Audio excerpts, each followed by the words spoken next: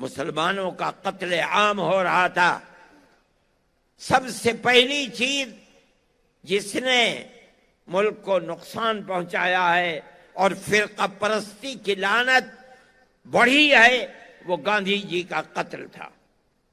گاندھی جی جو کچھ کر رہے تھے، جو سبھائیں روزانہ بناتے تھے، وہ مسلمانوں کے قتل کو روکنے کے لیے، لیکن ملک کی نہیں بلکہ کانگریس کی وہ طاقت جس کے رگ و ریشے کے اندر فرقہ پرستی تھی، وہ طاقت نہیں چاہتی تھی، یہاں تک کہ اسی قاتل نے مولانا آزاد کے کہنے کے مطابق گاندھی جی کا قتل کرایا۔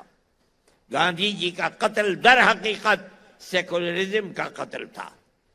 اس کے بعد سے ملک کے حالات بدلنے شروع ہوئے، فرقہ پرستی بڑھنے لگی اور ایسی بڑھنے لگی کہ آپ اور میں جانتے ہیں کہ سن 47 کے کچھ ہی دنوں کے بعد فسادات کا سلسلہ شروع ہوا۔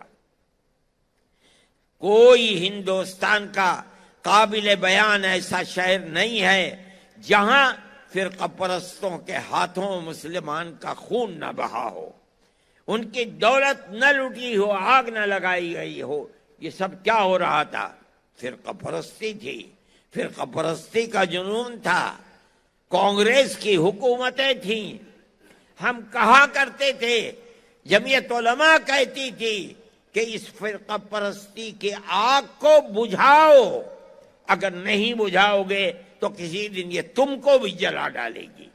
ہماری اس بات کو قبول نہیں کیا جاتا تھا۔ جمعیت علماء نے تحریکیں چلائیں، جیل بھرو تحریک چلائی۔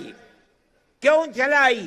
تاکہ ملک سیکولر ملک رہے اور یہاں سیکولرزم باقی رہے، اگر نہ رہے گا تو یہ ملک تباہ ہو جائے گا۔ ہماری اس بات کو نہیں سنا گیا۔ کانگریس کی پالیسی لچکدار پالیسی رہی۔ ہم کہتے تھے کہ نکیل ڈالو، مگر نکیل نہیں ڈالی گئی، فرقہ پرستی بڑھتی رہی۔ ہم کہتے تھے کہ آج ہمارا خون پی رہے ہیں، کل کو تمہارا بھی خون پیئیں گے۔ ہماری اس بات کو قبول نہیں کیا گیا۔ نتیجہ یہ آیا کہ ملک میں کانگریس کا اقتدار ختم ہو گیا۔ اسی لچکدار پالیسی کی بنیاد پر ملک کا کیا حال ہے؟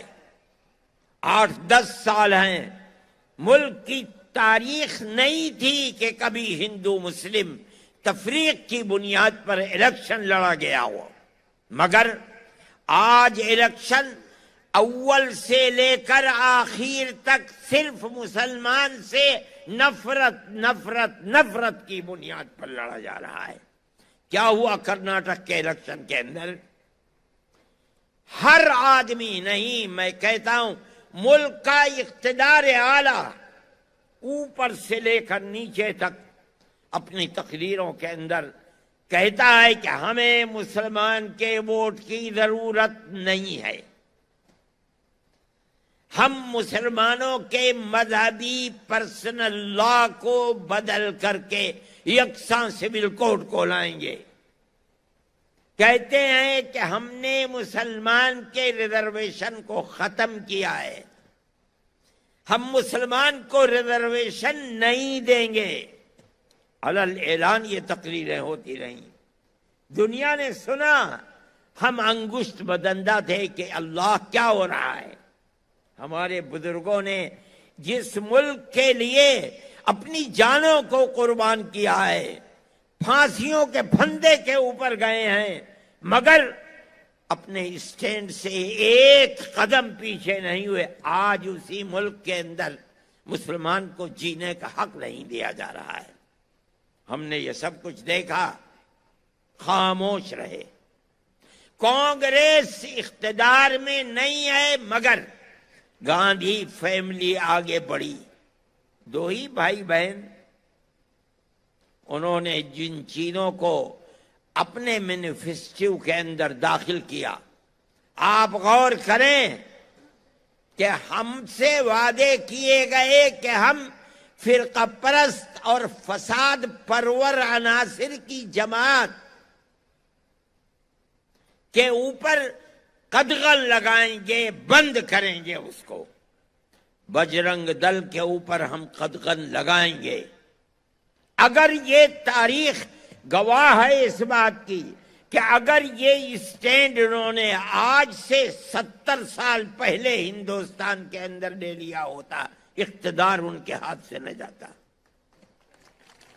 ملک برباد نہ ہوتا، تباہی نہ آتی، فقر و تنگ دستی کا بول بالا نہ ہوتا، ملک کے اندر اقتدار ان کا ہوتا جو ملک میں ہر طبقے کو چین و سکون کے ساتھ زندہ رہنے کا موقع دیتے ہیں۔ اگر ایسا نہیں ہوا، آج آ کر کے انہوں نے یہ کہا کہ ہم فرقہ پرست پارٹیوں کے اوپر قدغن لگائیں گے، بند کریں گے اور ملک کے اندر بھائی چارگی کو لے کر بڑھیں گے۔ ایک شور مچ رہا تھا کہ کانگریس نے الیکشن کے اندر اپنے مینیفیسٹو کو اندر اس کو داخل کیا کہ ہم بجرنگ دل پر پابندی لگائیں گے۔ غلطی کی۔ میں سمجھتا تھا کہ غلطی نہیں ہے، بلکہ اپنی غلطی کا تدارک ہے۔ جو 70 سال پہلے سے غلطی تھی، آج اس غلطی کا تدارک کیا جا رہا ہے۔ میں سمجھتا ہوں کہ وہ موقف ٹھیک تھا، اور میں سمجھتا نہیں ہوں بلکہ ہندو اور مسلمانوں نے مل کر اس موقف کی تائید کی ہے۔